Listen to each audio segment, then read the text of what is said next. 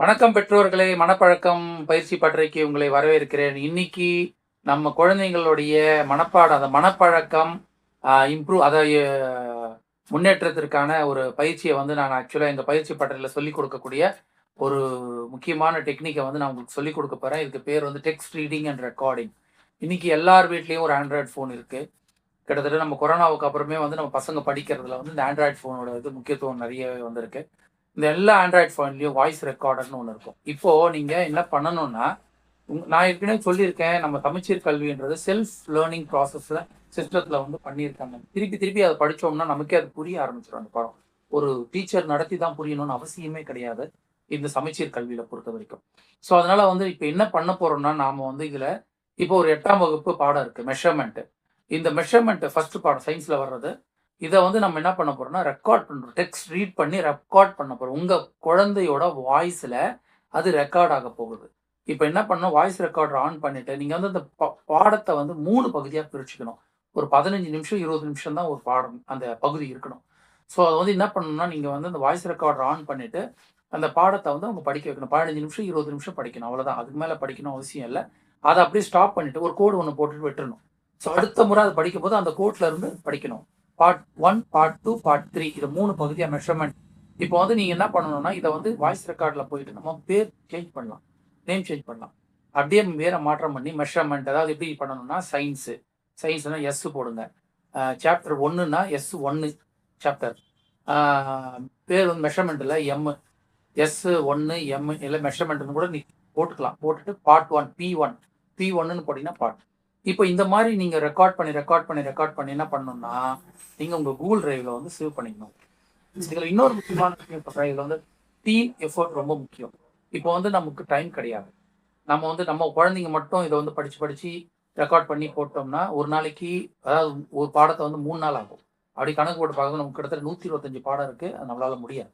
அப்படின்ற பட்சத்துல என்ன பண்ணணும்னா, உங்க குழந்தைங்க கூட படிக்கிற ஒரு 3 குழந்தைங்க ஒண்ணா சேர்த்துக்கணும். 4 குழந்தைங்க 4 பாடத்தை ரெக்கார்ட் பண்ணுங்க. அவங்கவுங்க வீட்ல தனித்தனியா ரெக்கார்ட் பண்ணணும். ரெக்கார்ட் பண்ணி முடிச்சத அப்படியே WhatsAppல ஷேர் பண்ணிக்கணும். WhatsAppல ஷேர் பண்ணத நேம் சேஞ்ச் பண்ணி தான் ஷேர் பண்ணணும். நேம் சேஞ்ச் பண்ணி அந்த WhatsAppல ஷேர் பண்ணத அவங்க கூகுள் டிரைவ்ல சேவ் பண்ணிக்கணும். இப்ப என்ன பண்ணணும்னா, அழகா ஒரு இயர்ஃபோனை போட்டு சும்மா பாட்டு கேட்கிற மாதிரி இந்த பாடத்தை, ஒவ்வொரு பாடத்தையும் கேட்கணும். Part 1, part 2, part 3. இப்போ மெஷர்மெண்ட், அடுத்த சப்ஜெக்ட் ஃபோர்ஸ் அண்ட் ப்ரெஷர், 8வது வகுப்புல வர்றது. அடுத்தது லைட். இது மாதிரி வந்து ஒவ்வொரு பாடத்தையும் வந்து அழகா ரெக்கார்ட் பண்ணிக்கிட்டு நம்ம வந்து அதை டீநாய்ஸ் பண்ணிக்கலாம். அதுக்கு நிறைய வாய்ப்புகள்லாம் இருக்கு. சவுண்ட் அதிகமாக கேட்காதபடிக்கு. இல்லை நீங்க வந்து ஒரு சத்தம் இல்லாத ஒரு இடத்த ரெக்கார்ட் பண்றீங்கன்னா சந்தோஷமான விஷயம். இதை வந்து நீங்க ரெக்கார்ட் பண்ணிக்கிட்டு நீங்க வந்து அழகா பசங்களை வந்து கேட்க வச்சீங்கன்னா செம்மையா இருக்கும். கண்ணை மூடிக்கிட்டு கேட்டாங்கன்னா அந்த பாடம் அப்படியே கண்ணுக்குள்ள ஓடும். அப்படியே அந்த பாடம் வந்து காட்சிகளாக கண்ணுக்குள்ள ஓடும்.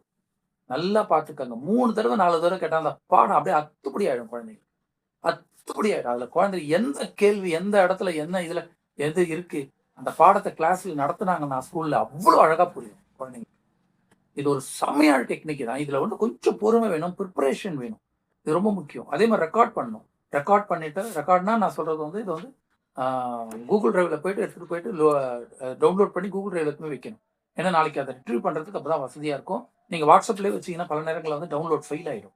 ஸோ அதனால வந்து அந்த மாதிரி இது பண்ணாம நீங்க அந்த 4 குழந்தைங்க, இந்த 4 யாரோ ஒரு பெற்றோர், அந்த 4 குழந்தைங்கள ஒரு பெற்றோர் வந்து இதை பொறுப்பேற்றுக்கிட்டு இந்த 4 குழந்தைங்களும் ஒவ்வொரு நாளும் 4 பாடம், அதாவது கிட்டத்தட்ட பார்த்தீங்கன்னா 3 நாள்ல 4 பாடங்கள் வந்து ரெக்கார்ட் ஆயிடும்.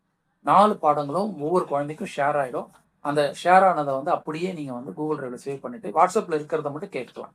வாட்ஸ்அப்ல இருக்கிறத அப்படியே அந்த நேம் சேஞ்ச் பண்ணதை வச்சுக்கிட்டு அப்படியே கேட்க வேண்டியதுதான். இதை கேட்க கேட்க கேட்க உங்களுக்கு பாருங்க, சப்ஜெக்ட் நாலேஜ் அப்படி இம்ப்ரூவ் ஆயிடும். சப்ஜெக்ட் நாலேஜ், அந்த மனப்பழக்கம், உண்மையிலே சொல்றேன் பாத்தீங்களா, அந்த மனப்பழக்கம் அவ்வளவு நல்லா வரும்.